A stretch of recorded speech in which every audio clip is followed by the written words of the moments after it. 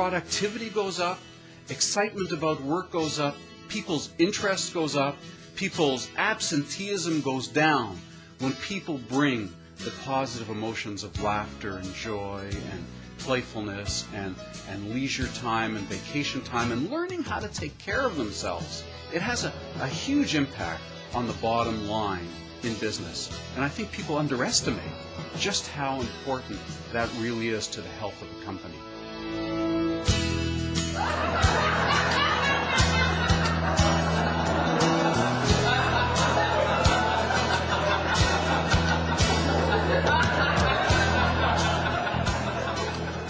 Like laughter is like a stress release. The body goes into a state of feeling good. You know, when you laugh, you feel good. And it's because there's all kinds of chemicals, like was mentioned, dopamine, catecholamines, noradrenaline, neurotransmitters are released.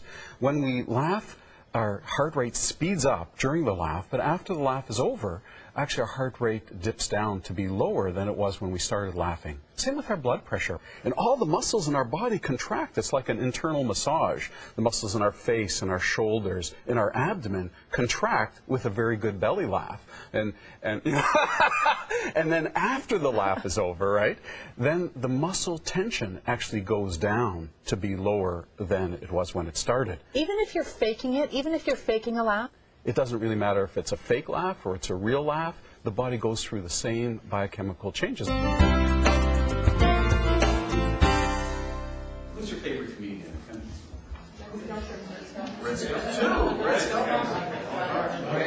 Robert Williams.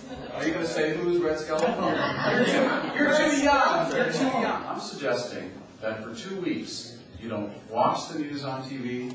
You don't listen to the news, you don't read the news in the paper, you don't watch violent or angry films or read any books that are violent or angry. For 2 weeks, you just do the funnies. So he pushes his covers off, he jumps out of bed, and she says, "Honey, where are you going?" He says, "I'm going to get my teeth." And he turned to his parents and he said, "Mom and Dad, do you have sexual relations?" And the parents kind of looked at each other, kind of embarrassed, and said, "Why, it's Johnny, we do." And so the boy said, "Well, why don't we have them over for supper sometime?" I said, "Senor, it's true. Sometimes the bull wins." Well, there are times when it's inappropriate to laugh. You know, you don't laugh at somebody. You don't use sarcasm in a negative way. You don't express your laughter at someone else's expense. I think that's really important. And everyone who's in the field of laughter and humor, there's a whole idea about using laughter to unite people, to bring people together. The first thing that you really have to change is this idea about yourself that you don't have the ability, you know, you're just not funny.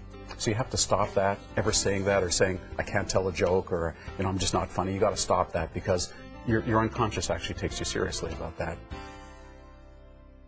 I think there's a tremendous crisis in the United States around the lack of vacations.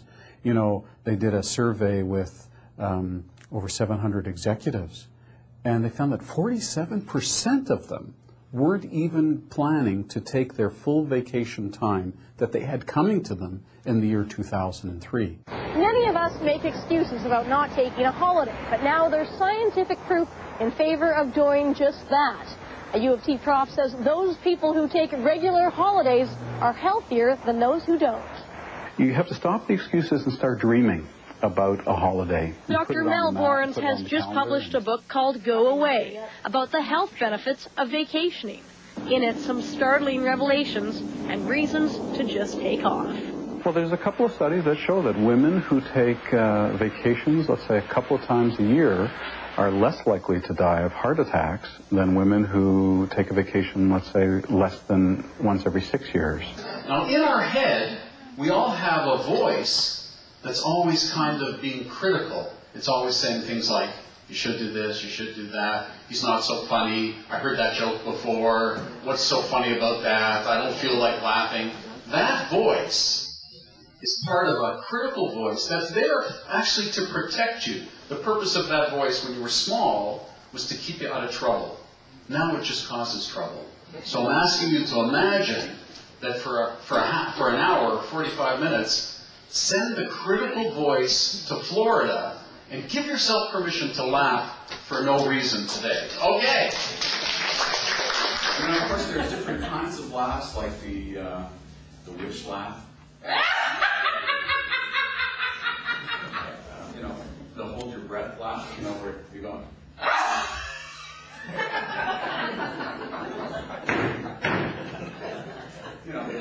No sound comes out. 1, 2, 3.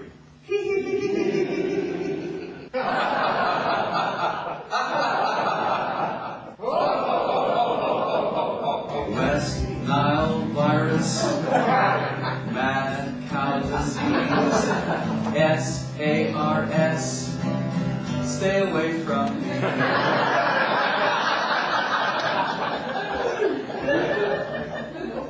We forgot the word. I know.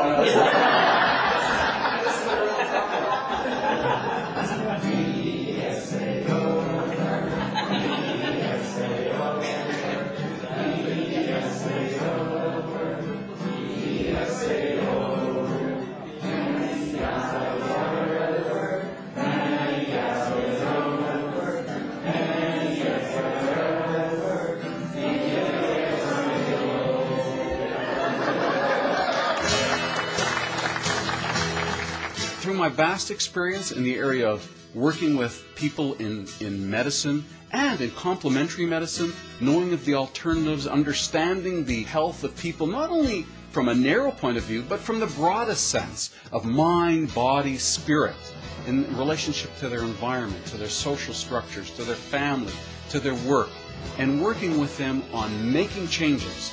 That's what I love to do. That's what I get turned on by. And that's what I think I do best.